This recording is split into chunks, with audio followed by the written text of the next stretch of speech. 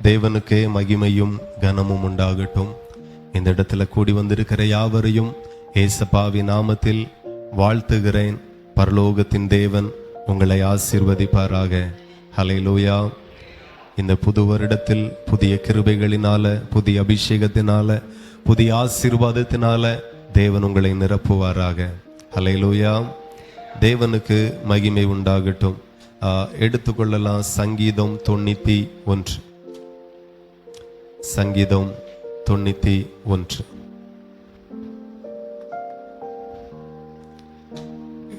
அதுல 14வது வசனத்தை வாசிக்க கேட்போம். அவன் என்னிடத்தில் வாஞ்சியாயிருக்கிறபடியால் அவனை விடுவிப்பேன். ஹல்லேலூயா. தேவனுக்கு மகிமை உண்டாகட்டும். கர்த்தர் நல்லவர். கர்த்தருடைய பிள்ளைகள் கவனிக்க வேண்டும். நாம ஆண்டவரிடத்துல எதற்காக வந்திருக்கிறோம் அப்படின்னா, அவர் நம்முடைய தேவைகளுக்கு இறங்கணும், அவர் நம்மை ஆசீர்வதிக்கணும், அவர் நம்முடைய பலகீனத்திற்கு இறங்கணும், அவர் நம்மை விடுவிக்கணும். இதற்காக தான் கர்த்தருடைய சமூகத்துல நாம வந்தோம். ஆமாவா இல்லையா? அவர் என் வியாதியை என்னை விட்டு விலக்கணும், அவர் என் பலகீனங்களை என்னை விட்டு அகற்றணும், என் தரித்திரங்களை என்னை விட்டு மாற்றணும். நம்முடைய தேவைக்காக நாம் அவரிடத்துல வந்தோம். அதுதான் உண்மை. அப்படி வந்த நம்மை அவர் வெறுமையாய் விடல. தேடுகிறவர்களுக்கு பலன் அளிக்கிற தேவன் என்கிறதை அவர் அன்றைக்கும் இன்றைக்கும் நிரூபித்து கொண்டே இருக்கிறார். ஹல்லேலூயா. இப்போ நாம் அவரிடத்துல எதிர்பார்க்கிறது போல அவரும் நம்மிடத்துல எதிர்பார்க்கிறார். ஆமென். பெரும்பாலும் நாம நம்முடைய விருப்பத்தை தான் நம்ம கவனத்துல வைக்கிறோம். ஆனா அவர் நம்மளிடத்துல என்ன எதிர்பார்க்கிறார், என்ன விரும்புகிறார், அது நிறைய பேருக்கு கவனத்துல, இருதயத்துல இல்லை. அதை தான் நாம் இன்னைக்கு செய்தியாக கேட்க போகிறோம். நான் நம்புகிறேன் இந்த செய்தி கேட்கிற உங்களுக்கு மிகுந்த ஆசீர்வாதமா இருக்கும். இந்த செய்தியை கேட்டதன்படி வாழும்போது கர்த்தருடைய இருதயம் மகிழும் என்று நான் விசுவாசிக்கிறேன். ஹல்லேலூயா. ஆண்டவர் ஒரு அற்புதம் செய்யும் போது நம்முடைய இருதயம் எவ்வளவு மகிழுகிறது. ஆமாவா இல்லையா? வேற ஒண்ணும் இல்லை. நமக்கு நடக்குதோ இல்லையோ, நம்மள்ட்ட யாராகிலும் இந்த காரியத்திற்காக ஜெபம் பண்ணுங்க, இந்த காரியத்திற்காக நீங்க மறக்காம ஜெபம் பண்ணுங்க அப்படின்னு சொன்ன காரியத்தை நாம ஜெபித்து அவங்களுக்கு நடக்கும்போது நம்ம இருதயம் அவ்வளோ சந்தோஷப்படும். அப்படிதான் ஒவ்வொரு காரியமும் ஆண்டவரிடத்துல கேட்கும்போது, கர்த்தர் நமக்கு தரும்போது நம்ம இருதயம் மகிழும். இப்போ ஆண்டவரிடத்துல நாம எதிர்பார்க்கிறது கொஞ்சம்தான், ஆனா அவர் நமக்கு தர விரும்புகிறது அதிகமா இருக்கிறது. எத்தனை பேர் அதை விசுவாசிக்கிறீங்க? ஆபிரகாம் ஒரே ஒரு குழந்தை கிடைக்காதா என்று ஏங்கினான். ஜாதிகளுக்கு தகப்பனாய் கர்த்தர் மாற்றினார்.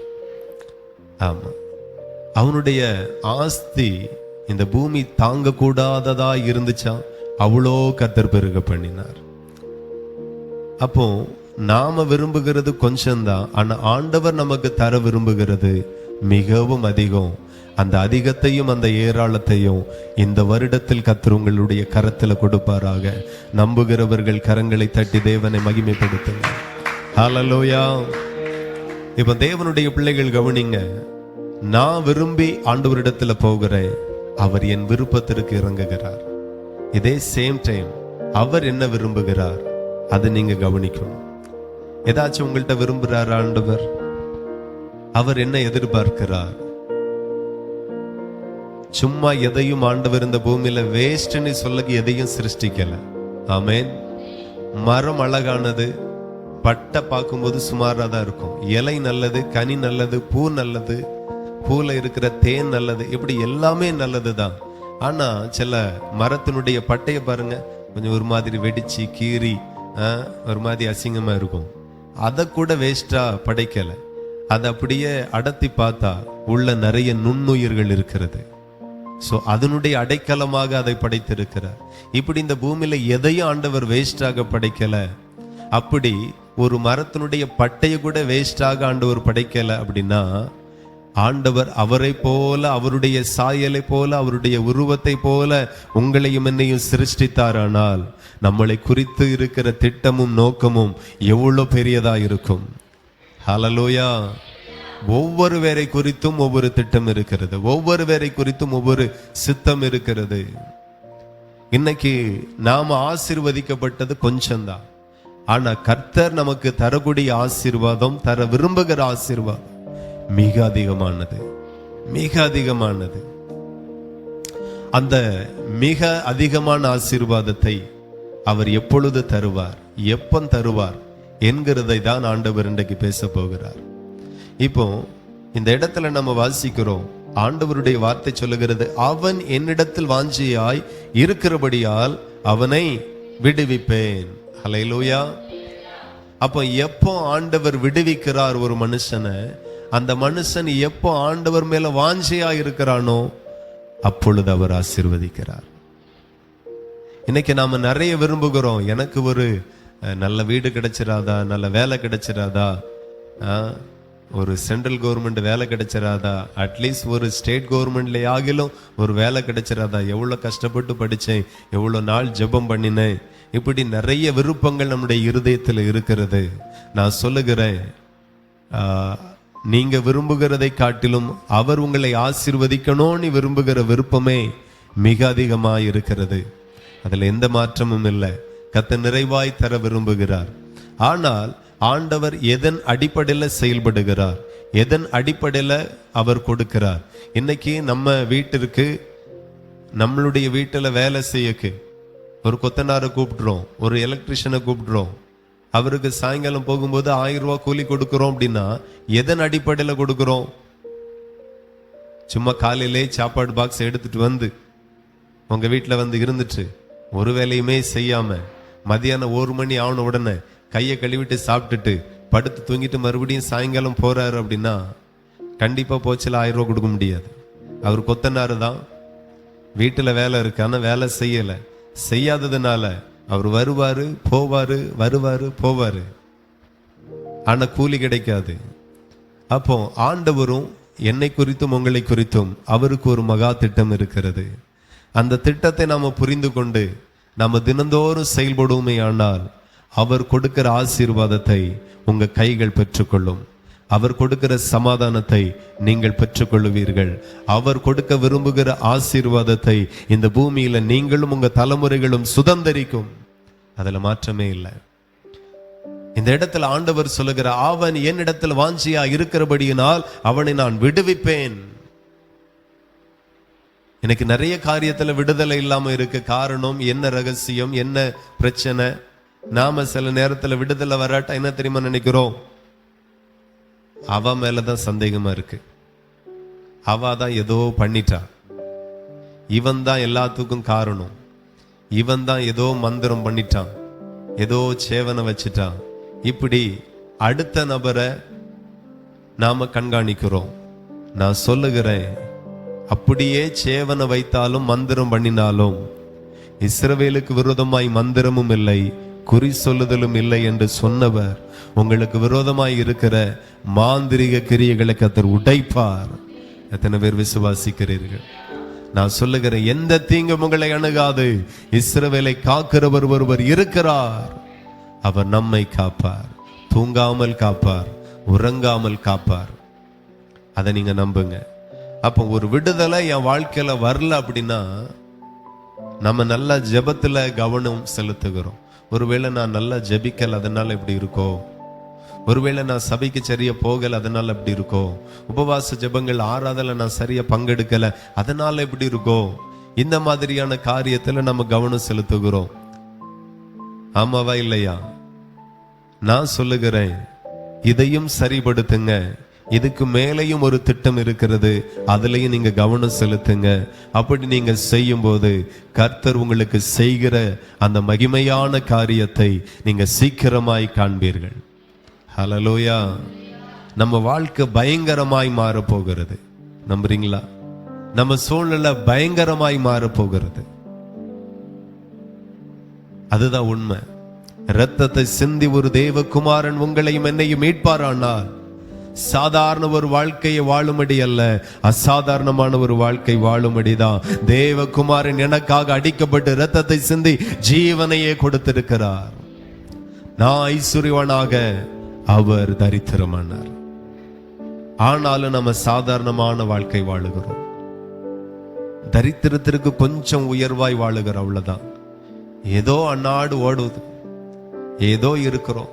நிறைய கர்த்தருடைய பிள்ளைகளுடைய வாழ்க்கையில நிறைய பேரை நீங்க விசாரிங்க, என்ன எப்படி இருக்கீங்க? ஏதோ இருக்கிறோம். சும்மா இருக்கீங்களா? ஏதோ பரவாயில்லாம இருக்கிறோம். வேலைலாம் இப்படி முன்னாடி போல இல்லை, ஏதோ ஓடுது. ஏதோ பேரளவுல தான் நாம ஓடுகிறோம், பேரளவுல தான் நம்ம வாழுகிறோம். ஆனா ஆண்டவர் பேரளவு ஆசீர்வதிக்கிறவர் அல்ல, வானத்தின் நட்சத்திரங்களை போல பெருக பண்ணுகிறவர், அசாதாரணமாய் ஆசீர்வதிக்கிறவர். அப்ப ஏதோ ஒரு காரியத்தை, ஆண்டவருடைய இருதயத்தின் ஏக்கத்தை நம்ம நிறைவேற்றல, ஆண்டவருடைய இருதயத்தின் ஏக்கங்களை நம்ம புரிந்து கொள்ளல. இன்னைக்கும் ஊழியத்துல நிறைய பேர் கர்த்தருடைய ஏக்கம் என்னது என்கிறதை புரியாமல் இருக்கிறார்கள். கர்த்தருடைய இருதய துடிப்பு என்ன, ஊழியத்தின் சாராம்சம் என்ன, அதையே புரியாம எத்தனையோ ஊழியர்கள் ஊழியத்துல நெருக்கப்பட்டு கஷ்டப்பட்டு. இன்னைக்கு என்னுடைய வாட்ஸ்அப்ல ஒரு மெசேஜ் வந்தது, நான் சென்னை பட்டணத்துல ஊழியம் செய்கிறேன், ரொம்ப கஷ்டப்படுகிறேன், தேவைகளுக்கு கூட எனக்கு இல்லை, யாராகிலும் உதவி செய்யுங்க அப்படின்னு போன் நம்பர் போட்டிருக்கு. ஹல்லேலூயா. ஆமா, எஜமானுடைய தோட்டத்துல கடைசி கொஞ்ச நேரம் போய் வேலை செய்கிறவனுக்கு கூட முழு நேர ஊழியத்திற்கான காசை கொடுத்தார். அவர் கூலி கொடுக்கிறதுல அவரை போல எந்த எஜமானும் இந்த உலகத்துல கிடையாது. அவருக்கு ஊழியம் செய்து நான் பட்டினியா இருக்கிறேன், கஷ்டத்துல இருக்கிறேன் அப்படின்னா அவர் அல்ல குறை, நான் சரியில்லை. தேவனுக்கு மகிமை உண்டாகட்டும். அவர் எதற்காக கூலி கொடுக்கிறார்? ஊழியம் செய்யக்காக கூலி கொடுக்கிறார். அவருடைய ஊழியத்தை நிறைவேற்ற, அவருடைய ஊழியத்தை செய்ய, அதை செய்தாலே கூலி வர ஆரம்பிக்கும், கூலி கிடைக்க ஆரம்பிக்கும்.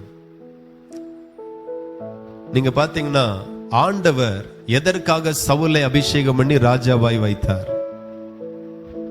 தேவனுடைய சித்தம் ஒன்று இருந்து, புறஜாதிகள் மேல தேவனுக்கு இருந்த சித்தத்தையும் திட்டத்தையும் ராஜாவாக இருந்து நிறைவேற்றணும், பெலிஸ்தர்களை நிர்மலமாக்கணும். அவனுக்கு கொடுக்கப்பட்ட வேலைகள் அதுதான். தேவன் எதற்காக தன்னை அபிஷேகம் பண்ணி வைத்தார் அது புரியல. ஆதாமுக்கும் ஏவாளுக்கும் ஆண்டவர் அழகான ஒரு தோட்டத்தை படைத்து அங்க உள்ள கொண்டு உட்கார வச்சார். இன்னைக்கு ஒரு மனுஷன் எவ்வளவுதான் பிரச்சனை இருந்தாலும் ஒரு தோட்டத்துக்குள்ள போகும்போது மனசெல்லாம் அப்படியே சுகமா இருக்கும், சந்தோஷமா இருக்கும். ஆமாவா இல்லையா? தோட்டம் அப்படின்னு அவ்வளவு ஒரு மகிமை.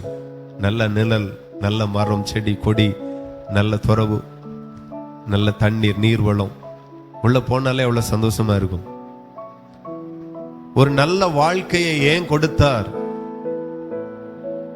அதுக்கு ஒரு காரணம். பகலிலே குளிர்ச்சியான வேளையிலே ஆதாமை சந்திக்க வருவார் ஆண்டவர், ஏவாளை சந்திக்க வருவார். இப்ப அந்த தோட்டத்துல இருக்கும்போது தேவனுக்கு ஒரு சித்தம் உண்டு. எல்லா கனியை நீ புசிக்கலாம், ஆனா நன்மை தீமை அறியத்தக்கதான் இந்த ஒரு கனியை மாத்திரம் நீ புசிக்க கூடாது. இதுதான் தேவனுடைய சித்தம், இதுதான் தேவனுடைய திட்டம். அப்ப அந்த தோட்டத்துக்கு என்ன செய்யணும்? தோட்டத்தை பண்படுத்தணும், காக்கணும். ஹல்லேலூயா. அதான வேலை. இவன் பண்படுத்தினான், காத்து கொண்டான். ஆனா புசிக்க கூடாது என்று சொன்ன கனியை, எஜமான் விலக்கின கனியை இவன் புசித்தான். தேவ சித்தம் செய்கிறது வரைக்கும் சுகமான வாழ்க்கை, ஆசீர்வாதமான வாழ்க்கை. வேர்வை சிந்தாண்டா, கஷ்டப்படாண்டா, சாபம் இல்லை, தரித்திரம் இல்லை, கட்டுகள் இல்லை, உபத்திரவங்கள் இல்லை. வேலை கஷ்டப்படாண்டா, கஷ்டப்பட்டாலும் கொஞ்சம் வருமானம் தான், அந்த ஒரு நிலை இல்லை. ஆண்டவருக்கு கீழ்ப்படிந்து அவருடைய திட்டத்தின்படி, அவருடைய சித்தத்தின்படி அவன் வாழுகிறது வரைக்கும் ராஜ வாழ்க்கை வாழ்ந்தான். என்றைக்கு புசிக்க கூடாது என்று சொன்ன கனியை புசித்தானோ அன்றைக்கே கர்த்தர் அவனை வெளியே துரத்தி விட்டார். அன்னைக்கு அவன் குறைபட ஆரம்பித்தான். தேவ சித்தத்தை புரிந்து கொள்ளுங்க. நான் எதற்காக அழைக்கப்பட்டிருக்கிறேன்? நிறைய பேருக்கு தலையில ஏறவே ஏறாது கடைசி வரைக்கும்.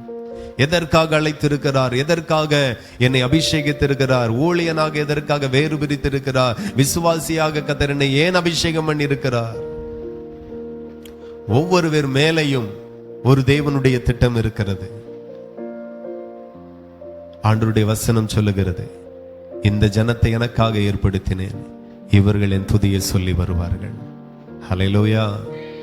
ஆனால் யாக்கோபே, நீ என்னை குறித்து மனம் சலித்து போனாய். அப்போ தேவனுடைய திட்டம் எதற்காக நம்மை தெரிந்தெடுத்தார் அப்படின்னா ஸ்தோத்திரம் பண்ணணும். ஆமென். அதை சரியாய் புரிந்து கொண்டவன் தான் யோபு.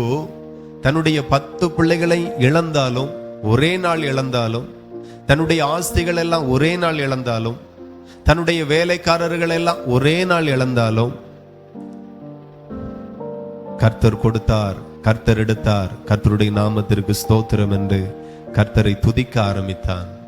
நான் சொல்லுகிறேன், உங்களுக்கு நன்மை நடந்தாலும் தீமை நடந்தாலும், நீங்க சந்தோஷமா இருந்தாலும் துக்கமா இருந்தாலும், உங்க அழைப்பு என்ன அழைப்பு? அவரை துதிக்கிற அழைப்பு, அவரை மகிமைப்படுத்துகிற அழைப்பு, அவரை உயர்த்துகிற அழைப்பு. அதை நீங்க செய்து கொண்டே இருங்க. ஹல்லேலூயா.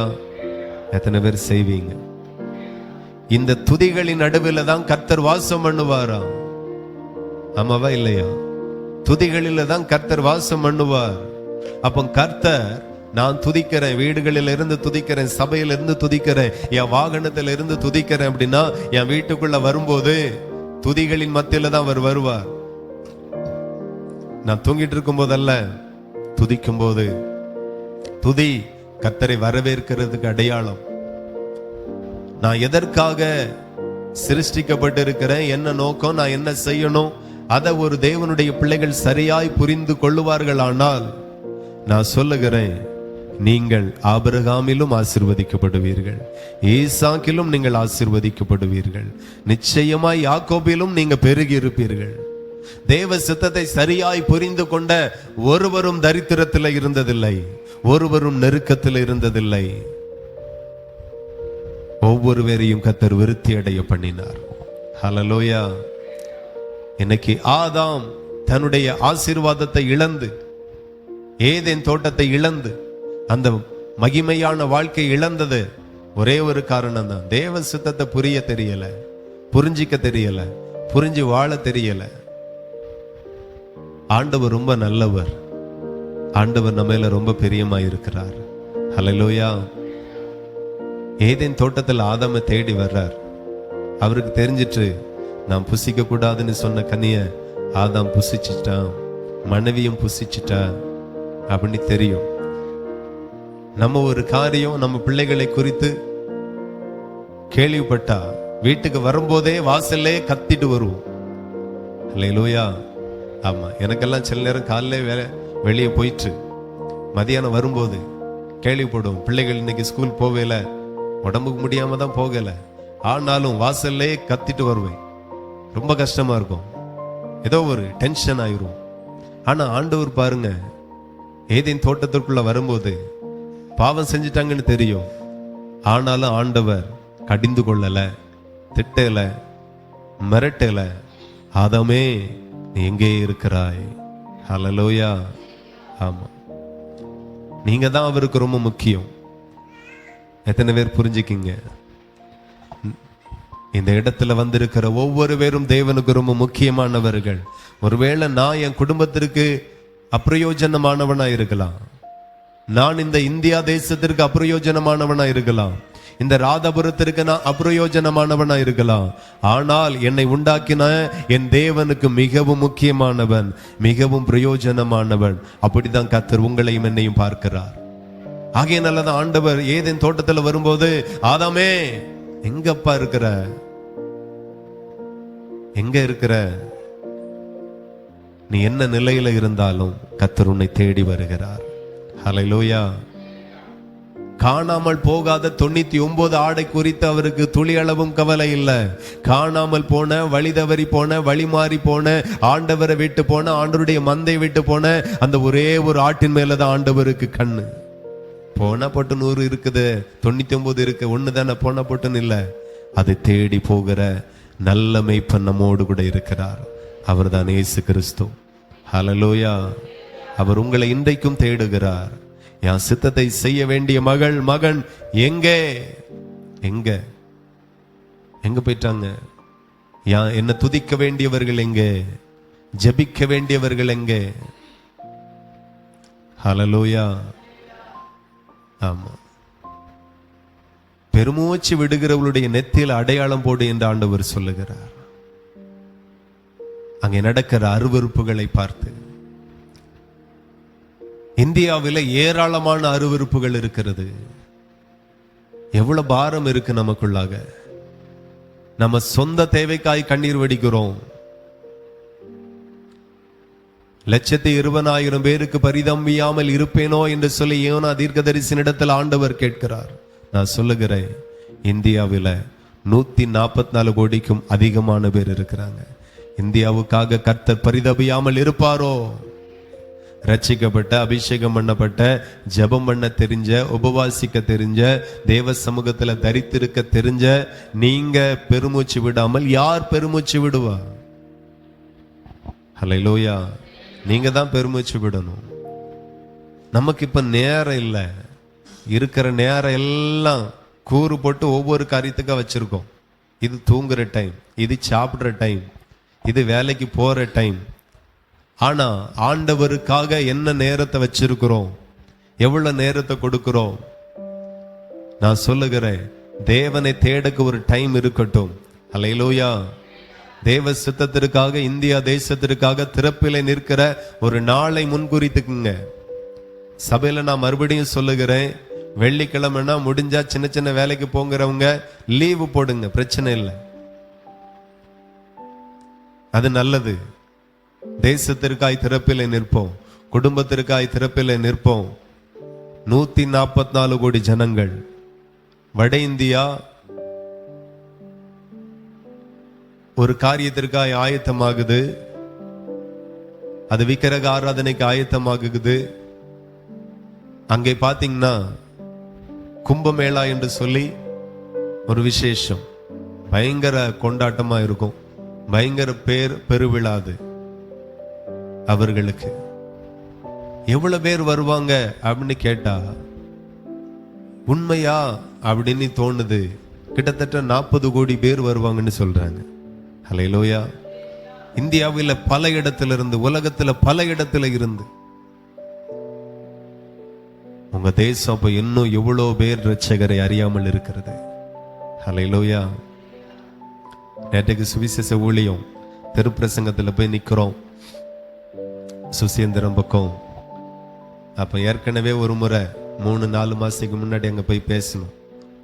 அப்ப நாங்க அங்க போன உடனே பக்கத்து கடையில இருந்த ஒரு அம்மா எங்களை அடையாளம் பார்த்து, ஓ நீங்களா, வாங்க வாங்க, நல்லா சொல்லுங்க, நல்லா சொல்லுங்க, ஆனா என்ன சொன்னாலும் திருந்தவா போறானுவ அப்படின்னு சொல்லிச்சு.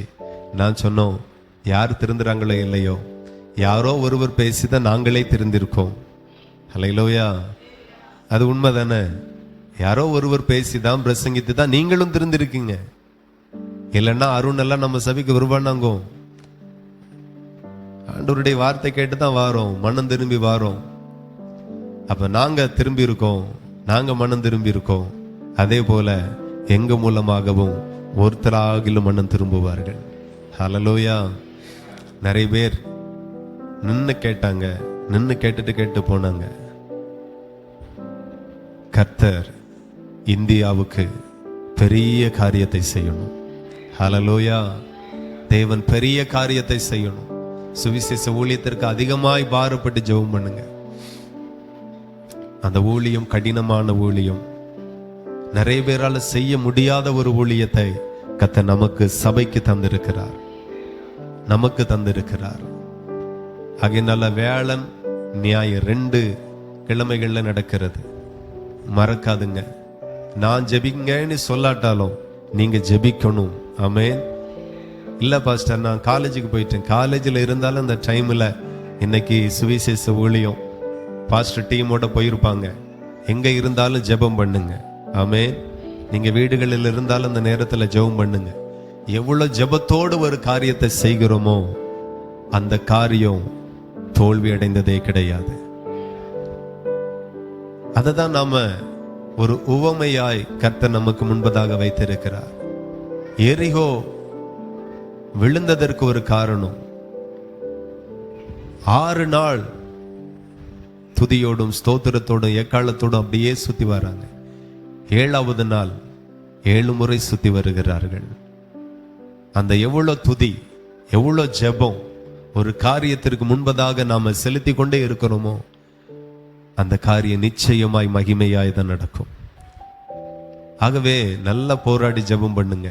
தேசம் இன்னும் கர்த்தரை அறியல. தேசம் இன்னும் கர்த்தருடைய சத்தியத்தை அறியாமல் இருக்கிறது. நம்ம ஜெபம் தேவை. இன்னைக்கு கர்த்தர் ஏன் நிறைய ஆசீர்வாதத்தை லாக் பண்ணி வைத்து இருக்கிறார்? நீங்க அடுத்த கட்டத்துக்கு முன்னேறும் போது கர்த்தர் அடுத்த கட்டத்தினுடைய வாசல்களை எல்லாம் உங்களுக்கு முன்பதாக நிச்சயம் திறப்பார்.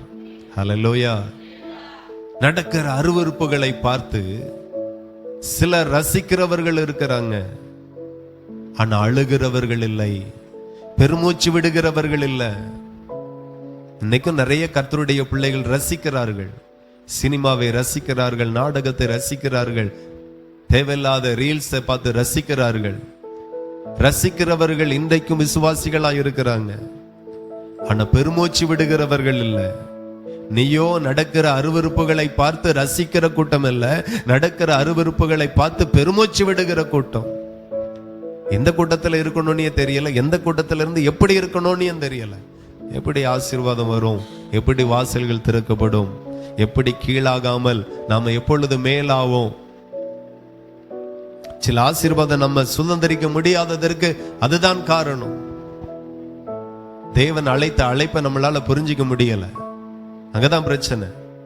சவுலை ஏன் அபிஷேகித்தார்?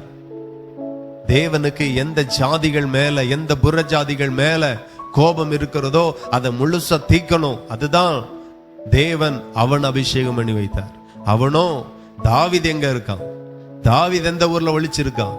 தாவீது இப்பொழுது எங்க இருக்கான்? அவனை கொல்லணும். தேவ திட்டத்தை விட்டுட்டு சுய திட்டத்தை நிறைவேற்றினான். தேவ திட்டத்தை விட்டுட்டு சுய விருப்பத்தை நிறைவேற்றினான். சாமுவேல் வந்து செலுத்த வேண்டிய பலிய இவனை போய் செலுத்துகிறான். தேவனுடைய ஊழியக்காரன் செய்ய வேண்டிய பணியை ஊழியக்காரன் தான் செய்யணும். ஹல்லேலூயா. விசுவாசிகள் செய்ய வேண்டிய பணியை விசுவாசிகள் தான் செய்யணும். சாமுவேல் தீர்க்கதரிசி வந்துதான் பலி செலுத்தணும், இவன் செலுத்தினான். தேவனுக்கு அருவருப்பா இருந்தது அது. அவன் சொல்லுகிறான், துணிந்து செய்தேன். அன்றைக்கே கர்த்தர் அவனை ராஜாவாய் இராதபடி தள்ளினார். அவனுடைய சிந்தை எல்லாம் தப்பு தப்பா இருந்துச்சு. கோபமும் எரிச்சலும் பொறாமையும் வன்கண்ணும். ஹல்லேலூயா. சத்துருக்கள் மேல இருந்தா பரவாயில்ல, தேவ சித்தத்தை தேவ திட்டத்தை செய்கிற காரியத்துல ஒரு வைராக்கியம் இருந்தா பரவாயில்ல. ஒன்றுமறியாத தாவீதை குறித்து எரிச்சல், பொறாமை, வன்கண், எப்படியாகிலும் கொல்லணும். கடைசில அவர் ராஜ்யம் விழுந்து போச்சு. இது தேவனுடைய திட்டத்தை சித்தத்தை புரிந்து நல்லபடி வாழ்ந்திருந்தாரானால் அவன் நாட்கள் ஆசீர்வாதமாய் இருந்திருக்கும். ஹல்லேலூயா. அவனுடைய துடிப்பு என்ன? யான் இடத்துல யான் குமாரனாகிய யோனத்தான் தான் வரணும், தாவீது வந்துடக்கூடாது. நிறைய ஆசீர்வாதத்திற்காக நாம மாம்சத்துல போராடுகிறோம். இந்த சொத்தை என் பிள்ளைக்கு சம்பாதிச்சிடணும், இவ்வளவு பணம் என் பிள்ளைக்கு சம்பாதிச்சிடணும், இவ்வளவு நல்ல கல்வி என் பிள்ளைக்கு நான் கொடுத்துடணும். நல்லதுதான். தேவ சித்தம் என்ன இருக்குங்க? ஹல்லேலூயா. தேவ சித்தம் என்ன இருக்குங்க? ஒரு தகப்பனார் தன்னுடைய பிள்ளைய நல்லா படிக்க வச்சார். 1ஆம் கிளாஸ்ல இருந்தே அந்த பிள்ளைக்கு கராட்டே கும்ஃபு கிளாஸ் எல்லாம், என் பிள்ளை ஆமா பிளாக் பெல்ட் வாங்கணும், கும்ஃபுல கராட்டேல பெரிய ஆளா வளரணும். ஆமா, அதுல ரொம்ப ஃபோக்கஸ் பண்ணார். கடைசியில பிள்ளை நல்லா படிச்சான், ஸ்கூல்லையும் ஓகே. அதே போல அடிமுறைகளிலேயும் கும்ஃபுல பிளாக் பெல்ட் வாங்கினான், டாப்ல உயர்ந்தான், மெடல் வாங்கினான், எல்லாம் ஓகே. இப்போ பிள்ளை ஜெபிக்கிறானா, வேத வாசிக்கிறானா, ஆண்டவருடைய சமூகத்துல போறானா, ஆராதனை பண்ணானா, அது ஒண்ணும் கிடையாது. அங்கே 0. இங்க எல்லாம் 10க்கு 10, 100க்கு 100. நான் சொல்லுகிறேன், 10க்கு 10 இங்க வாங்கட்டும், 100க்கு 100 கூட இங்க வாங்கட்டும். படிப்புல, விளையாட்டுல, போட்டிகளில எல்லாத்திலயும் வாங்கட்டும். ஆனா கர்த்தருக்குள்ளாக எவ்வளவு மார்க் இருக்கு? இங்க 10க்கு 10 இருந்தா இங்கேயும் 10க்கு 10 இருக்கணும். இங்க 100க்கு 100 இருந்தா இங்கேயும் 100க்கு 100 இருக்கணும். இருக்கணுமா, இருக்க கூடாதா? கர்த்தர் அவரவர்களுக்கு பிள்ளையை எதற்காக தந்திருக்கிறார்? ஆவி அவரிடத்தில் பரிபூர்ணமாய் இருந்ததே, பின்ன ஏன் ஒருவனை படைத்தார்? தேவ பக்தியுள்ள சந்ததியை பெரும்படிதானே. மல்கியால நம்ம வாசிக்கிறோம். எதற்காக ஒருவனை படைத்தார்? படைத்த நோக்கமே தேவ பக்திக்காக. தேவ பக்திக்காக. இன்னைக்கு ஒரு மாடினிடத்துல தேவ பக்தியை தேவன் எதிர்பார்க்கவே இல்லை. 50,000 ரூபாய்க்கு மாடு வாங்க, ஆனாலும் தேவன் தேவ பக்தியை மாட்டினிடத்துல எதிர்பார்க்கல. உங்களிடத்திலையும், உங்க பிள்ளைகளிடத்திலையும், உங்க தலைமுறைகளிடத்திலையும் கர்த்தர் தேவ பக்தி எதிர்பார்க்கிறார். இன்னைக்கு நிறைய வீடுகள்ல ரட்சிக்கப்பட்டிருக்கிறாங்க. பிள்ளைகள் படிப்புல இருக்கிற கவனம், எக்ஸ்ட்ரா போட்டிகளில, திறமைகளில, அதுல இருக்கிறது, இதுல வரல. இப்ப கடைசியில பயங்கர அடிமுறைகள் தெரிஞ்சதுனால 10 பேர் ஒத்தைக்கு வந்தாலும் இவன் 10 பேரை அடிச்சிருவான். அடிச்சிட்டான், இப்ப ஆளு ஜெயில்ல. ஹல்லேலூயா. எதற்காக பிள்ளையை தந்திருக்கிறார்? பக்தியாய் வளர்க்கிறதற்காக, ரவுடியாய் வளர்க்கிறதற்காக அல்ல. பக்தியா வளரணும். உங்க குடும்ப பக்தியா இருக்கணும். நானும் என் வீட்டாருமோ வென்றால் கர்த்தரையே சேவிப்போம். இன்னைக்கு நிறைய பேர் நானும் என் மனைவியோ வென்றால் கர்த்தரையே சேவிப்போம். பிள்ளைகள் சில குடும்பத்தில் அதுல இன்னும் பின்னடைவு. மனைவி சொல்லுவாங்க, நான் மட்டுமே, நானோ வென்றால் கர்த்தரையே சேவிப்பேன். அவன் புருஷன் பிள்ளைக இல்ல. எல்லாரும் வரணும். கர்த்தர் உங்க குடும்பத்துல உங்களை ரட்சித்திருக்கிறார். அல்லேலூயா. உங்களிடத்துல தான் கணக்கு கேட்பார். உங்க பிள்ளைகளை எவ்வளவு தூரம் ஆண்டவருக்குள்ள கொண்டு வர முடியுமோ. சிலரெல்லாம் பிள்ளைக்கு அடியே கொடுக்கறது இல்லை. என்ன பண்ணட்டும், அடிக்கிறதே இல்லை. நான் சொல்லுகிறேன், ஆமா, மத்த எந்த காரியத்துக்கு அடி கொடுக்கறீங்களா இல்லையோ அது பிரச்சனையே இல்லை. ஆனா தேவிக காரியத்துல அது கீழ்படியாட்டா, சரியா செய்யாட்டா அடி கண்டிப்பா கொடுக்கணும். ஆமென். அடிக்க ஏதாவது பான்சர் தேவையா? யாருக்கும் கம்பு பெரம்பு வாங்கி தரேன்னா நானே என் தொட்டில வாங்கி தரேன். எனக்கு அது சந்தோஷம். நீங்க உங்க பிள்ளை அடிக்கிறது எனக்கு சந்தோஷம். ஹல்லேலூயா. ஜெபம் பண்ணாததற்கு அடிங்க, சந்தோஷம். எனக்கு மட்டும் இல்லை, என் எஜமானுக்கு அதை விட சந்தோஷம். ஆகையினாலதான் ஆண்டவர் சொல்லுகிறார், பெரும்பை கையாடாதவன் தன்னுடைய மகனை பகைக்கிறான். பெரும்பை எடுக்கணும் எல்லா விஷயத்திற்கும். சின்ன பிள்ளை, பச்சை பிள்ளை, ஆமா, அப்படி எல்லாம் விடாதுங்க. ஒரு 2 வயசு பிறந்தாலே, ஆமா, கொடுக்கத அவ்வப்போது போனஸோட கொடுத்துருங்க. அப்ப அந்த பிள்ளைகள் அந்த பயபக்தியாய் வளரும். என்ன ஒண்ணு சொல்லுகிறேன், செல்லம் கொடுத்து வளர்க்கிற பிள்ளைகளை காட்டிலும் அடி கொடுத்து வளர்க்கிற பிள்ளை உங்களுக்கு ஆசீர்வாதமா இருக்கும். கடைசி காலம் வரைக்கும் உங்களை ரொம்ப நேசிக்கும். எத்தனை பேருக்கு புரியுது? ஆமா, அடி கொடுக்காம ஏன் அப்படின்னா, அடி கொடுத்து வளர்க்கிறது கர்த்தருடைய வசனத்தின்படி வளர்க்கிறதுக்கு அடையாளம். ஏன்னா வசனத்தின்படி நான் அந்த பிள்ளைய அடிக்கிறேன், கீழ்படுத்துறேன், அடக்குறேன். அந்த வசனத்தின்படி அந்த பிள்ளை எனக்கும் ஆசீர்வாதமா இருக்கும். இதுதான் உண்மை. நான் நிறைய இடத்துல பார்த்திருக்கிறேன். ஒத்தை கொண்டு செல்லமா வளர்க்கும். கடைசி காலத்துல தாய் தகப்பனை திரும்பி கூட பார்க்காது. ஆனா அடி கொடுத்து வளர்த்திருப்பாங்க. தூரத்துல இருந்தாலும் இருதயமும் கண்களும் பெற்றோரையே நோக்கி இருக்கும். அதனால புரிஞ்சுக்கோங்க, தேவன் என்ன சொன்னாரோ அதை செய்யுங்க. தேவன் என்ன சொல்லலையோ அது துளி அளவும் செய்யாதிருங்க. அது உங்களுக்கு ஆசீர்வாதமா இருக்கும். அல்லேலூயா. பிள்ளைகளை சொன்னாக்கி கொஞ்சம் தாய் தகப்பனு கொஞ்சம் மனசு கஷ்டமா இருக்கும், எனக்கு புரியுது. ஆனா இதுதான் ரூல். கர்த்தர் நல்லவர். ஒவ்வொரு காரியத்திற்கும் என்னை அழைத்த தேவன் எதற்காக அழைத்தார்? என்னை தெரிந்து கொண்ட தேவன் எதற்காக தெரிந்து கொண்டார்? சாமுவேல் கர்த்தருக்கு இருந்த கோபத்தை தீர்க்காமலே போயிட்டான், தேவ சித்தத்தை செய்யாமலே போயிட்டான். கர்த்தர் அவனை தள்ளினார். அவனுடைய மகன் யோனத்தானுக்கு தெரியும், என் தகப்பனுக்கு பிறகு நான் அல்ல, தாவீதையே கர்த்தர் ராஜாவாய் வைப்பார் என்று. ஹல்லேலூயா. தேவ சித்தம் புரிகிறது. அப்போ உடன்படிக்கை பண்ணுகிறான். யாரு? தாவீது, ஒரு வேலைக்காரன். அவனோடு உடன்படிக்கை பண்ணுகிறான். நிச்சயமா தாவீது ராஜாவாக கர்த்தர் வைப்பார். ஏன்னா கர்த்தர் தாவீதோடு இருக்கிறார். கர்த்தருடைய அபிஷேகம் தாவீது மேல இருக்கிறது.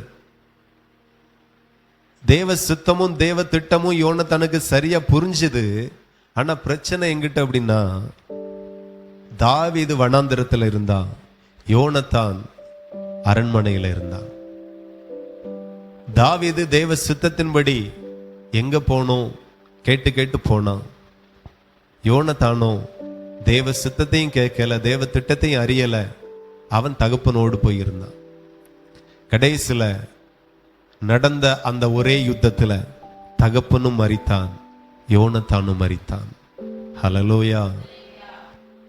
ஒருவேளை தாவீதோடு கூட இருந்திருப்பான், ஆனால் இவன் ஆத்துமா தப்பி இருக்கும். நம்ம யாரோடு இருக்கிறோம் என்கிறது ரொம்ப முக்கியம். நான் சொல்லுகிற எல்லாரிடத்திலையும் அன்பா இருங்க, ஆனா ஐக்கியம் சிலரோடு மட்டும்தான் இருக்கணும். எத்தனை பேருக்கு புரியுது?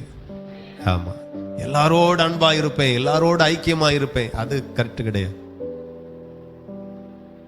யார் ஆவிக்குள்ள இருக்கிறாங்களோ, யார் ஆண்டவரோடு இருக்கிறாங்களோ, யாரிடத்துல கனி இருக்கிறதோ அவங்களோட ஐக்கியமா இருங்க.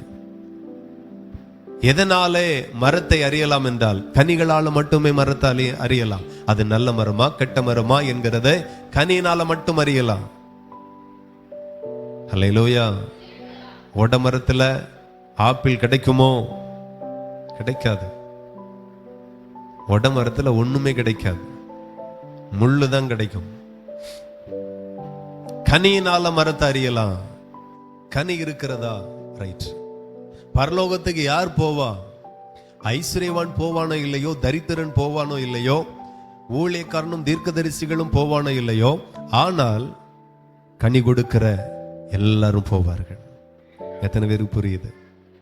கனி எல்லாரோட ஐக்கியமா இருக்காதுங்க, ஆனா எல்லாரையும் நேசிங்க. யாரையும் புறக்கணிக்காதிருங்க, எல்லாரையும் நேசிங்க, அன்பு கூறுங்க, உதவி செய்யுங்க, நன்மை செய்யுங்க. ஒருவருக்கு கூட தீமை செய்யாதிருங்க, ஒருவரையும் கஷ்டப்படுத்தாதிருங்க. அதே சேம் டைம் எல்லாரோடு ஐக்கியமா இருக்காதுங்க. ஜெபிக்கிறவர்களோடு ஐக்கியம் இருப்பதாக, பரிசுத்தவான்களோடு ஐக்கியம் இருப்பதாக, தேவனோடு ஐக்கியம் இருப்பதாக. ஹல்லேலூயா. சில ஆட்கள் ரட்சிக்கப்பட்டேன்னு சொல்லுவாங்க, ஆனா கூடுகிற கூட்டம் எல்லாம் பாத்தீங்கன்னா துன்மார்க்கரோடு தான் இருக்கிறது. துன்மார்க்கர் உட்காருகிற இடத்துல உட்காராமல் இருந்தால் நல்லது, செய்யாதிருங்க. அது வேண்டாம். யோனத்தானுக்கு நல்ல தரிசனம் இருந்தது, தேவ சித்தத்தை அவன் இருதயம் புரிஞ்சு வச்சிருந்தது. அவன் அதுக்கு முழுமையாய் தன்னை அர்ப்பணித்தான். ஹல்லேலூயா. தகப்பனை மாதிரி யோனத்தானும் வஞ்சகமாய் இருந்து தாவீதோடு பழகி இருப்பான். ஆனால் நான் சொல்லுகிறேன், சவுலுக்கு தப்பி தாவீது யோனத்தான்ட்ட பலியாயிருப்பான். ஆனா பழக்க வழக்கெல்லாம் நல்லதா இருந்துச்சு. தேவ திட்டமும் சரியா புரிஞ்சு, நான் அல்ல, இவன் அதுக்கு துளி கூட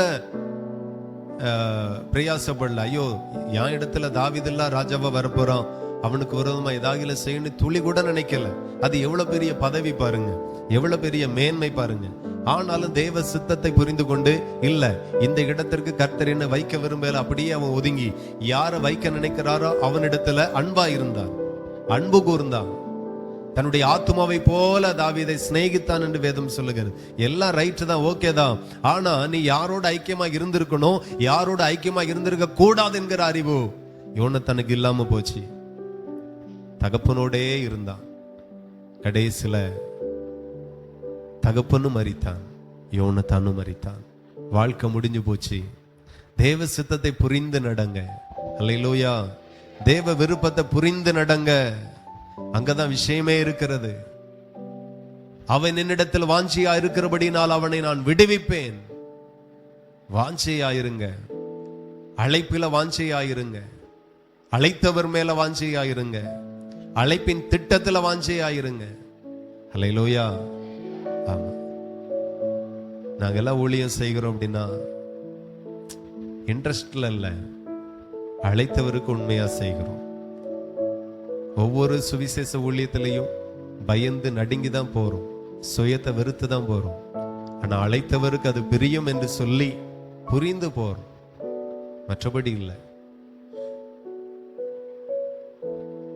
ஒவ்வொரு முறையும் நடுக்கம் இருக்கும், ஒவ்வொரு முறையும் பயம் இருக்கும், ஒவ்வொரு முறையும் இருதயத்தில் ஒரு மாதிரி இருக்கும். சுயத்தை வெறுத்து போகிறோம். ஆண்டவருடைய இருதயத்தை புரிந்து, பிடிச்சதா இருந்தாலும் பிடிக்காததா இருந்தாலும் கர்த்தருடைய சித்தனை ஒண்ணு வந்துன்னா அதை மட்டுமே முன்னிறுத்தணும், அதுக்காகவே வாழணும். எனக்கு பிடிச்சது ஏன் விருப்பம் ஏன் சித்தம் அப்படின்னா ரொம்ப நாளைக்கு நிக்க முடியாது. பெரிய ஆசீர்வாதத்தை நம்மளால சுதந்திரிக்கவும் முடியாது. ஆண்டவர் ஒரு மனுஷனை ஆசீர்வதிக்க ஆசீர்வதிக்கிறார் அப்படின்னா எதின் அடிப்படையில் ஆசீர்வதிக்கிறார் என்கிறதை புரிந்து கொள்ளணும். சும்மா எல்லாரையும் அவர் ஆசீர்வதிக்கிறவர் அல்ல. தாவீதை பார்த்து ஆண்டவர் சொல்லுகிறார், 2 சாமுவேல் 7ஆம் அதிகாரம் 2 சாமுவேல் 7ஆம் அதிகாரம் 2வது வசனம்.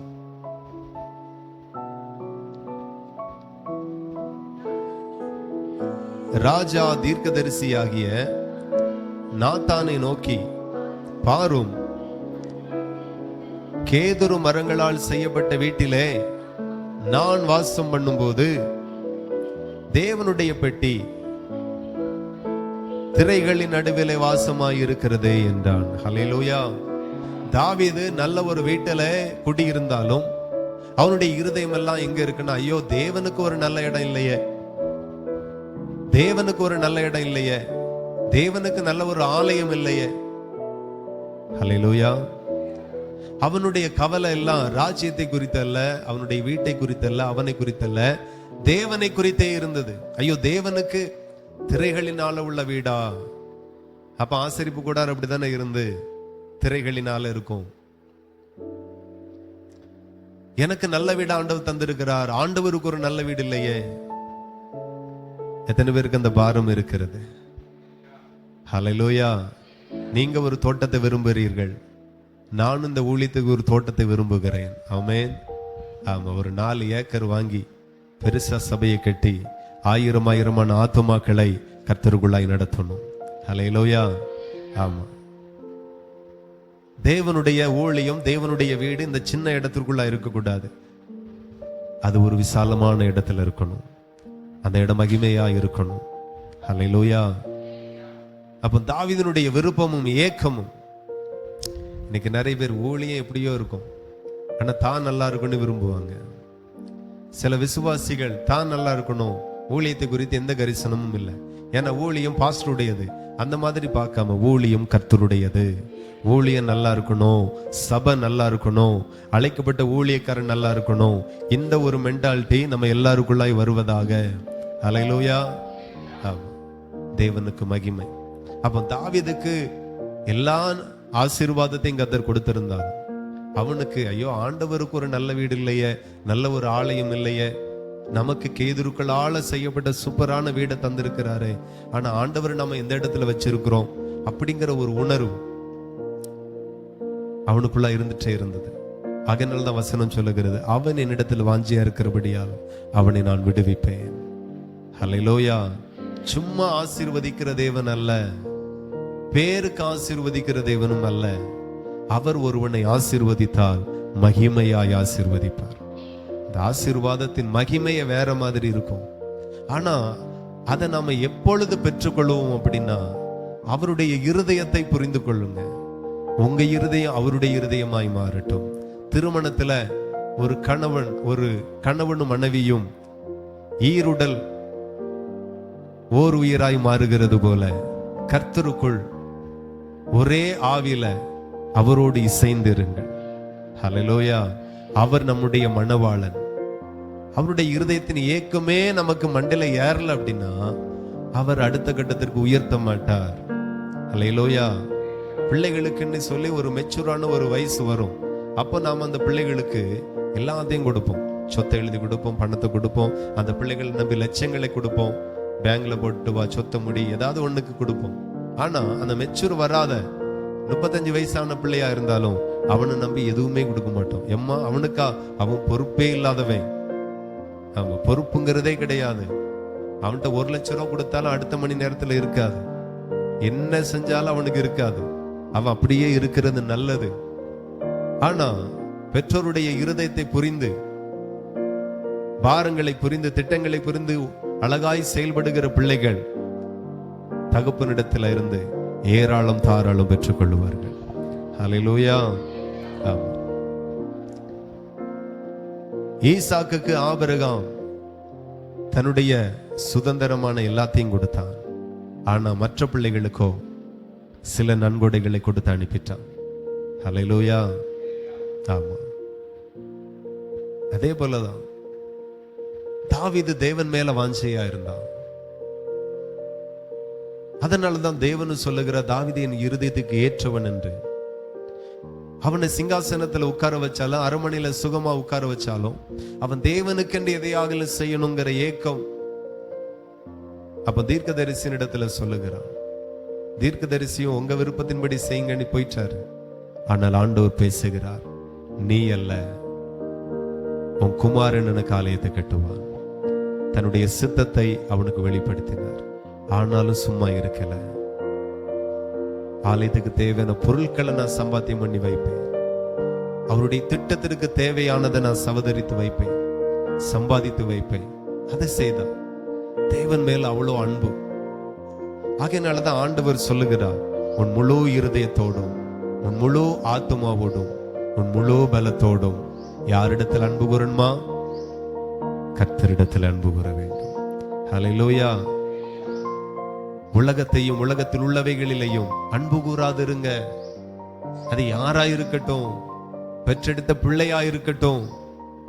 நான் முழு இருதயத்தோட யாரதான் அன்பு கூறுவேன்னா, என்னை உண்டாக்கின தேவனிடத்தில் அன்பு கூறுவேன். ஆமா, பிள்ளைகள்லாம் செகண்டரி தான். செகண்டா வைங்க. கணவனை செகண்டா வைங்க, மனைவி அடுத்தல வைங்க. யாரையும் அடுத்தபடிதான். முதல் இடம் என் நேசருக்கே உரியது, என் கர்த்தருக்கே உரியது. ஆமா, சில நேரத்துல நம்ம பிள்ளைகளுக்கு பலகின வந்தா ஆண்டவர் என்னாமரும் இருக்கிறோம். கணவனுக்கு ஒண்ணு ஆண்டவர் மேல என்னாமரும் இருக்கிறோம். அப்ப நீ யாரை நேசிக்கிறான்னா, உலகத்தையும் உலகத்தில் உள்ளவைகளிலேயுமே நீ நேசிக்கிறாய். ஆனால் நாம நேசிக்க வேண்டியது யார் அப்படின்னா, உலகத்தை உண்டாக்கினவரை நேசிக்கணும். அத சரியா புரிந்து செயல்படுங்க. அப்போ தாவீது சொல்லுகிறான். அப்ப ஆண்டவர் பேசுகிறார். 11ஆம் வசனத்தை வாசித்தார். ஆண்டவர் தன்னுடைய திட்டத்தை அவனுக்கு வெளிப்படுத்துகிறார். உன்னை நீங்களாக்கி இளைப்பாறவும் பண்ணினேன். இப்போதும் கர்த்தர் உனக்கு ஒரு வீட்டை உண்டு பண்ணுவார் என்பதை கர்த்தர் உனக்கு அறிவிக்கிறார். கரங்களை தட்டி ஆண்டவரை மகிமைப்படுத்துங்க. ஹல்லேலூயா. இப்ப பாருங்க, ஏற்கனவே இவனை மேன்மையாத ஆண்டவர் வச்சிருக்கிறார். அங்க இருந்துட்டு கர்த்தருக்கு ஏதாவது செய்யணும் அப்படின்னு அவன் யோசிக்கும் போது கர்த்தர் தன்னுடைய இருதயத்தில் உள்ளதை தாவீதுக்கு வெளிப்படுத்துகிறார். என்ன வெளிப்படுத்துகிறார்? இப்போதும் கர்த்தர் உனக்கு வீட்டை உண்டு பண்ணுவார் என்பதை கர்த்தர் உனக்கு அறிவிக்கிறார். ஹல்லேலூயா. ஏன் அறிவிக்கிறார்? தேவனுடைய இருதயத்தை புரிந்து செயல்பட்டான். தேவனுடைய சித்தத்தை செய்தான். இவை சவுல் போராடினது போல தாவீது போராடி இருந்தா. அப்பவே ராஜாவாய் இருக்கலாம். ஆனா தேவ சித்தத்திற்காய் காத்திருந்தான். தேவ சித்தத்தை சரியா புரிஞ்சுக்கோங்க. எதற்காக உங்களை அழைத்தார், எதற்காக உங்களை தெரிந்து கொண்டார், அதை நீங்க புரிஞ்சு செயல்படுவீர்கள். ஆனால் உங்களை போல ஆசீர்வதிக்கப்பட்டவர்கள் ஆசியாவிலே இருப்பதில்லை. ஹல்லேலூயா. ராதாபுரத்தில் இருப்பதில்லை என்றெல்லாம் இல்ல, ஆசியாவிலே இருப்பதில்லை. அதுதான் உண்மை. எத்தனை பேர் விரும்புறீங்க? கர்த்தர் உங்களை மகிமையா ஆசீர்வதிக்க விரும்புகிறார். யெகூ என்கிற ஒரு மனுஷனை நம்ம வேதத்துல பார்க்கிறோம். 2 ராஜாக்கள் 10, 2 ராஜாக்கள் 10ஆம் அதிகாரம் அதுல 30வது வசனத்தை நாம் வாசித்தால், கர்த்தர் யெகூவை நோக்கி, என் பார்வைக்கு செம்மையானதை நீ நன்றாய் செய்து என் இருதயத்தில் இருந்தபடியெல்லாம் ஆகாபின் குடும்பத்திற்கு செய்தபடியினால் உன் குமாரர் இஸ்ரவேலுடைய சிங்காசனத்தின் மேல் 4 தலைமுறையாக வீற்றிருப்பார்கள் என்றார். ஹல்லேலூயா. தேவனுக்கு மகிமை உண்டாகட்டும். அப்ப பாருங்க, ஆண்டவர் ஒரு தலைமுறைக்கான ஆசீர்வாதத்தை, ஐஸ்வரியத்தை, மேன்மையை, உயர்வை கொடுக்காமல் யோகுவின் 4 தலைமுறைக்காக அந்த மேன்மையை, அந்த ஆசீர்வாதத்தை, அந்த உயர்வை, அந்த கனத்தை கர்த்தர் கொடுத்தார். எப்பொழுது கொடுத்தார்? அவர் தெளிவாய் ஆண்டவர் சொல்லுகிறார், என் இருதயத்தில் இருந்தபடியெல்லாம் ஆகாபின் குடும்பத்திற்கு செய்தபடியால். நான் அதை இப்படி சொல்லுகிறேன், இந்தியாவின் மேல எனக்கு இருந்தபடியெல்லாம் நீ இந்தியாவுக்கு செய்தபடியினால் 4 தலைமுறையை நான் உனக்கு ஆசீர்வாதமாய் ஆசீர்வதிப்பேன். எத்தனை பேருக்கு புரியுது? இந்தியாவுக்கு என்னை குறித்து ஒரு காலத்துல யோசிப்பேன், ஒரு வெளிநாடு ஊழியம் கிடைக்காதா, ஒரு ஆசைதான். ஆனா இப்ப எல்லாம் என் இந்தியாவே இவ்வளோ பாழாகி கண்டிருக்கிறது. வெளிநாடு எதற்கு? ஆமென். ஆமா, சும்மா ஃபாரின் ஊழியம். ஆண்டவர் யாரை கொண்டு போறாங்களோ போகட்டும். ஆண்டவரே இந்தியாவை தாரும். எத்தனை பேருக்கு புரியுது? இந்தியாவே அவ்வளோ பெரிய தேசம். இந்தியாவில் இருக்கிறது போல ஜனத்தொகை இதை விட கொஞ்சம் கூட சீனாவில் மட்டும்தான் இருக்கு. சோ ஃபாரின் போகிறதை காட்டிலும் என் தேசத்தை எனக்கு தாரும். ஆமா, இங்க இருக்கிறது போல ஆத்துமகள் எங்க இருக்கிறார்கள்? அவ்வளவு திரளா இருக்கிறார்கள். ரட்சிப்பு இல்லாம, அபிஷேகம் இல்லாம, ஆண்டவருடைய வேதம் இல்லாம, சத்தியம் இல்லாம, சபை இல்லாம, நடத்தக்கூடிய உண்மையான போதகன் இல்லாமல் இருக்கிறாங்க. இந்தியாவுக்கு என்னை பயன்படுத்தும். சோ இந்தியாவுக்கு என்னை குறித்து, உங்களை குறித்து ஒரு தேவ திட்டம் இருக்கிறது. அல்லேலூயா. ஆண்டவர் பாத்தீங்கன்னா மத்திய எழுதின சுவிசேஷம்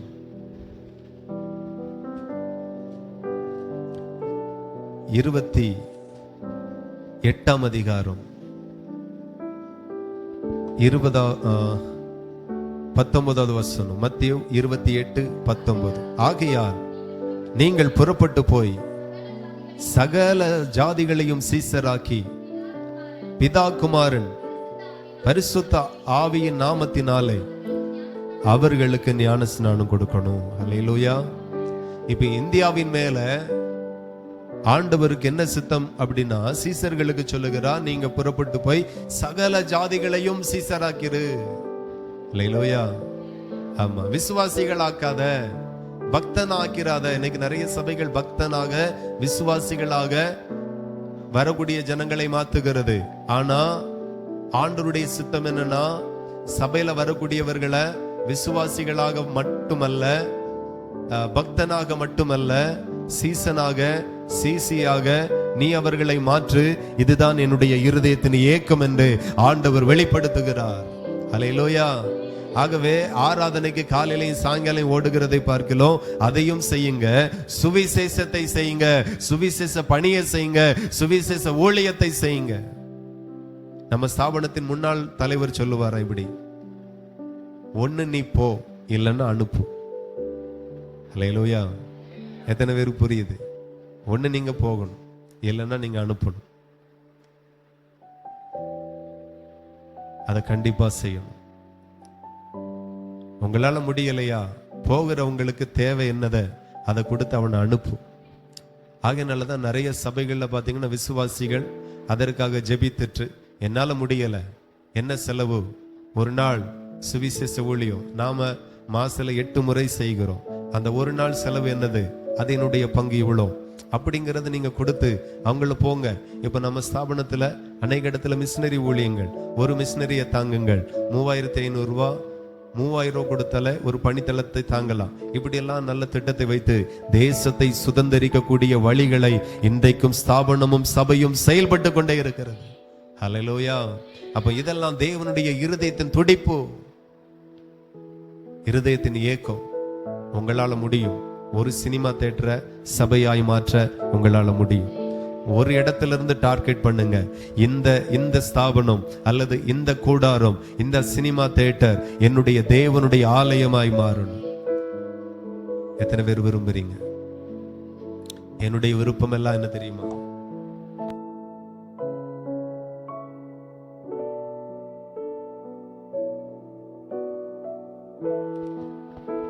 எனக்காக ஜெபம் பண்ணுங்க. அதுதான் என்னுடைய வாஞ்சை. ஒரு சினிமா தியேட்டர் சபையாய் மாறுமையானால் பாகாலுடையதும் நிச்சயமாய் மாறும், சபையாய் மாறும். நாகர்கோயில்ல எத்தனையோ தியேட்டர் சபையாய் மாறி இருக்கிறது. ஒன்ன டார்கெட் பண்ணுங்க, இந்த தெருவை ரச்சிங்க டாடி, இந்த கிராமத்தை ரச்சிங்க, இந்த மாவட்டத்தை எனக்கு தாருங்க. இருதயத்தின் பாரம் இதை செய்கிறவர்களுக்கு தான் அடுத்தடுத்து மேன்மையை கத்தர் கொடுப்பார். ஹல்லேலூயா. பிரயோஜனம் இல்லாத நம்ம பிள்ளைக்கே நம்ம எதையும் கொடுக்கறது இல்லை, ஆனா பிரயோஜனமான பிள்ளைக்கு எல்லாமே கொடுக்கிறோம். சொத்தை வித்து நல்ல காலேஜில் சீட்டு வாங்கி படிக்க வைக்க. ஏன்? அவன் பொறுப்பானவன், தகப்பனுடைய இருதயத்தை புரிந்து கொண்டவன், அவனுக்கு எவ்வளவு செய்யலாம் தகும். அவன் நாளைக்கு இந்த குடும்பத்துக்கு முதுகெலும்பாய் இருப்பான், இந்த குடும்பத்தின் பாரத்தை அவன் சுமப்பான். பொறுப்பில்லாதவனுக்கு என்ன செய்தாலும் வேஸ்ட். சோ இதே தான் தேவனும் செய்கிறார். தேவ இருதயத்தை புரிந்து கொள்ளுங்க. இன்று முதல் உங்களுக்காக ஜெபியுங்க, தப்பில்லை. தேசத்திற்காக ஜெபம் பண்ணுங்க. தேசம் சுவிசேஷமயமாகணும், தேசம் ரட்சிக்கப்படணும், தேசத்துல இயேசு கிறிஸ்துவினுடைய நாமம் உயர்த்தப்படணும். எத்தனை பேர் பாரப்பட்டு ஜெபம் பண்ணுவீங்க? இன்றைக்கு உங்களை அர்ப்பணிங்க, சுவிசேஷ ஊழியத்திற்கு கை கொடுங்க, தோள் கொடுங்க, அதற்காக ஜெபம் பண்ணுங்க. ஆண்டவர் கிரியை செய்யட்டும் தேசத்துல. நாங்க நின்று தேவ வார்த்தையை பிரசங்கிக்கிற இடத்துல எல்லாம் ஆண்டவருடைய மகிமை வெளிப்படட்டும். ஹல்லேலூயா. இந்த பாரம், சபை குறித்து பாரம், தேசத்தை குறித்து பாரம், ஊழியத்தை குறித்து பாரம், தேவ திட்டங்களை குறித்து பாரம், அழிந்து போகிற ஜனங்களை குறித்து பாரம், பாவத்துல சாபத்துல இருக்கிற ஜனங்களை குறித்து பாரம். நீங்க ரட்சிக்கப்பட்டது போல அவர்களும் ரட்சிக்கப்படணும். சீசர்களுக்கு கட்டளை கொடுக்கிறார், சீசனே நீ சீசனானது போலவே ஆமே சகல ஜாதிகளையும் சீசராக்கு என்று சொல்லி கர்த்தர் கட்டளை கொடுக்கிறார். இன்னைக்கும் சபையில கமிட்டில இருக்கணும், பொறுப்புல இருக்கணும், தலையா இருக்கணும், மூப்பனா இருக்கணும், முதன்மையான இடத்துல இருக்கணும், முதன்மையான பணியில இருக்கணும். இதற்காகவே போட்டிகள் சபைக்குள்ளாய் நடக்கிறது. ஆனா தேவ சித்தத்தை செய்யணும் செய்யணும் செய்யணுங்கிற ஏக்கமும் துடிப்பும் செத்து போய் கிடக்கிறது. அங்கதான் பிரச்சனை. ஆகையினாலதான் கர்த்தருடைய ஆசீர்வாதமோ, அந்த மகிமையான ஆசீர்வாதமோ, அந்த கனமான ஆசீர்வாதமோ நம்ம மேல இல்ல, நம்ம குடும்பத்துல இல்ல, நம்மளுடைய பிள்ளைகள் மேல இல்ல. ஆண்டவருடைய இருதய துடிப்பை நீங்க சரியாய் புரிந்து செயல்படுவீர்களானால் அவர் மகிமையான ஆசீர்வாதத்தை உங்க மேல, உங்க பிள்ளைகள் மேல இன்றைக்கு தருவார். அப்படி எல்லாரும் முழங்கள் படிக்கட்டு, எல்லாரும் ஜெபிக்கலாம். Thank you Lord. நன்றி அப்பா, நன்றி நன்றி நன்றி. எல்லாரும் ஜெபம் பண்ணுங்க, எல்லாரும் ஸ்தோத்திரம் பண்ணுங்க. இன்றைக்கு ஒப்பு கொடுங்க, இன்றைக்கு ஒப்பு கொடுங்க. ஹல்லேலூயா, ஹல்லேலூயா, ஹல்லேலூயா. எல்லாரும் ஒப்பு கொடுங்க. நான் மாறணும், என் இருதயம் மாறணும், நான் மாறணும், என் சிந்தை மாறணும். ஆமீன். ஊழியத்தை குறித்து பாரமே இல்லாம இருக்காதுங்க. ஊழியத்தை குறித்து, தேவ சித்தத்தை குறித்து, சபையை குறித்து, சுவிசேஷமயமாகுதலை குறித்து, இந்தியாவை குறித்து, அழிந்து போகிற ஜனங்களை குறித்து எனக்கு இருதயத்துல ஒண்ணுமே இல்லை. அப்படி யாராக இருப்பீர்களானால் அது நல்லதுக்கல்ல என்று ஆண்டவர் வெளிப்படுத்துகிறார். உனக்கு ஏன் ஊழிய பாரம் வரல? உனக்கு ஏன் சுவிசேஷ பாரம் வரல? உனக்கு ஏன் தேசத்தினுடைய ரட்சிப்பை குறித்து உனக்கு ஏன் கண்ணீர் வரல? ஏன் பெருமூச்சு வரல? வரணுமே. இதல்லவா உன் தேவனுடைய இருதயத்தின் ஏக்கமாய் இருக்கிறது. உனக்கு ஏன் அது வரல? உன் இருதயம் மறுத்து போயிருக்கிறது. நீ மாறணும், நீ மாறணும், நீ மாறணும். ஓ டா கா தா ரா ஆண்டவருடைய மகிமையின் அபிஷேகம் எல்லார் மேலையும் ஊற்றப்படட்டும். இந்தியாவுக்காக நீ எழும்பணும். எழும்பு சீயோனை எழும்பு என்று ஆண்டவர் அழைக்கிறார். எழும்பி பிரகாசி, உன் ஒளி வந்தது என்று கர்த்தர் பேசுகிறார். உன் ஒளி வந்திருக்கிறது. கரங்களை தட்டி தேவனை மகிமைப்படுத்து.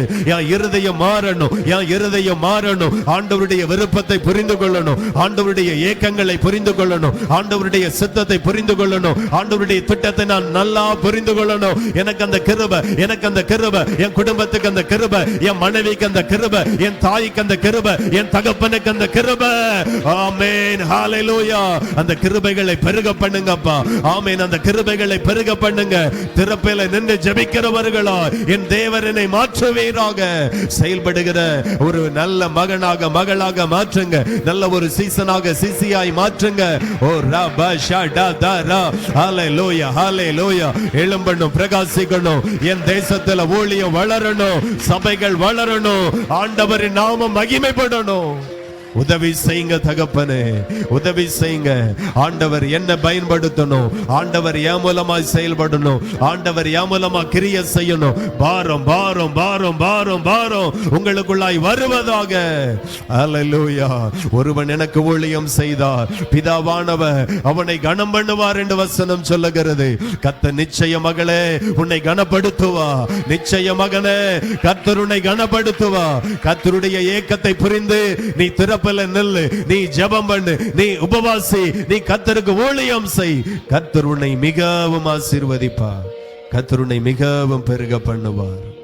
அன்புள்ள தகப்பனே, இந்த வார்த்தையை எங்களோடு நீங்க பேசினதற்காய் நன்றி, பகிர்ந்து கொண்டதற்காய் நன்றி. ஒவ்வொரு பேருக்குள்ள இந்த வார்த்தை கிரியை செய்யட்டும். பல தேசங்களில கிரியை செய்யட்டும், பல மாநிலங்கள் மாவட்டங்களில கிரியை செய்யட்டும். ஒவ்வொரு பேரும் கர்த்தருக்காக எழும்பட்டும். ஆசீர்வதிங்க. இயேசுவின் நாமத்தில் ஜெபிக்கிறோம். ஜெபங்களும் நல்ல பிதாவே, ஆமென். நாத்துமாவே கர்த்தரை ஸ்தோத்திரி, என் முழு உள்ளமே பரிசுத்த நாமத்தை ஸ்தோத்திரி. நாத்துமாவே கர்த்தரை ஸ்தோத்திரி. கர்த்தர் செய்த சகல உபகாரங்களை மறவாதே. ஆமென், ஆமென், ஹல்லேலூயா. கர்த்தர் உங்களை ஆசீர்வதிப்பார். Praise the Lord. ஸ்தோத்திரம்.